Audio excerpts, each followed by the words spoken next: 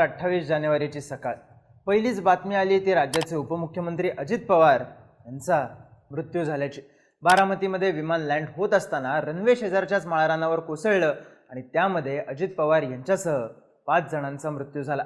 पण नेमकं काय घडलं, आतापर्यंत काय समोर आले, शेवटच्या 10 मिनिटात नेमकं काय घडलं पाहूयात या व्हिडिओमधून। मंगळवारी 27 जानेवारीला उपमुख्यमंत्री अजित पवार हे मंत्रिमंडळ बैठकीसाठी मुंबईला आले होते।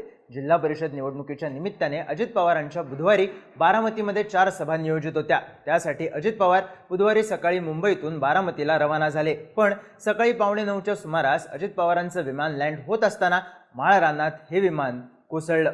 अपघात इतका भीषण होता की विमानाने मोठा पेट घेतला आणि विमान पूर्णपणे जळून खाक झालं। तातडीने अग्निशमन दलाच्या गाड्या आणि वैद्यकीय पथक घटनास्थळी दाखल झालं। आग विझवण्यात आली। त्यानंतर वैद्यकीय पथकाने सुद्धा तातडीने कार्यवाही सुरू केली। अशातच अपघाताची दृश्य समोर यायला सुरुवात झाली। जिथं अपघात झाला होता तिथून धुराचे लोट येत होते तर विमानाचा सांगाडा पडला होता। इतकी भीषण आग विमानाला लागलेली होती। नेमकं काय घडलं आहे हा प्रश्न सगळ्यांनाच होता। अशातच DGCAने विमानात असलेल्या सर्वच्या सर्व 5 जणांचा मृत्यू झाल्याची माहिती दिली। या विमानात राज्याचे उपमुख्यमंत्री अजित पवार यांच्यासह त्यांचे स्वीय सहाय्यक आणि सुरक्षा रक्षक सुद्धा होते। आतापर्यंत समोर आलेल्या माहितीनुसार या अपघातात अजित पवारांसोबत त्यांचे Mumbai PSO Vidip Jadhav, pilot captain Sumit Kapoor, captain Shambhavi Pathak आणि फ्लाइट अटेंडंट पिंकी माळी अशा 5 जणांचा समावेश होता। हे खासगी विमान VSR या कंपनीचं होतं। लिअरजेट 45 टाईपच्या या विमानाने सकाळी 8:10 मुंबईमधून टेक ऑफ केलं। त्यानंतर 8:50 हे विमान बारामतीमध्ये लँड होणं अपेक्षित होतं, पण लँडिंग वेळीच अपघात झाला।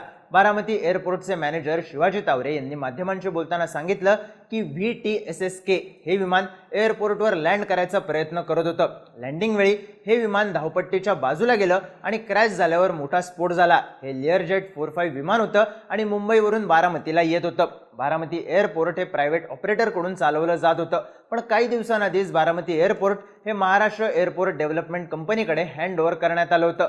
DGCAचे मुख्य अधिकारी फैज अहमद किडवाई यांनी दिलेल्या माहितीनुसार या सगळ्या घटनेची चौकशी सुरू करण्यात आली आहे। या अपघाताबद्दल सूत्रांनी दिलेल्या माहितीनुसार विमान लँडिंगच्या स्थितीत असताना पायलटने सुरक्षितपणे विमान रनवेवर उतरवण्याचा पूर्ण प्रयत्न केला, पण त्याच निर्णायक क्षणी विमानात तांत्रिक बिघाड झाला। त्यामुळे लँडिंगच्या वेळी विमानावरचं नियंत्रण पूर्णपणे सुटल्याचं प्रथमदर्शनी दिसून येत आहे। तांत्रिक त्रुटीमुळे विमानाने दिशा बदलली असावी किंवा इंजिनमध्ये काही समस्या निर्माण झाली असावी आणि 8:48 विमान कोसळलं अशी दाट शक्यता वर्तवण्यात येत आहे। याबाबत सध्या तपास सुरू असून तांत्रिक बिघाड, हवामान आणि इतर कारणांचा सखोल अभ्यास केला जातोय। विमानाचा ब्लॅक बॉक्स हाती आल्यानंतर